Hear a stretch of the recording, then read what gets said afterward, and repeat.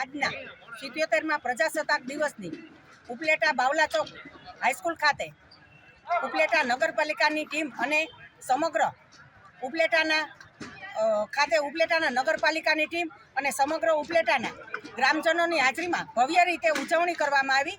આ પ્રસંગે વિવિધ શાળાઓ દ્વારા કૃતિઓ રજૂ કરી આ તકે ઉપલેટા હોમગાર્ડ યુનિટમાંથી વ્યાસભાઈનું અને સંજયભાઈ બારૈયાનું પણ વિશેષ સ્વાગત કરવામાં આવ્યું, સન્માન કર્યું।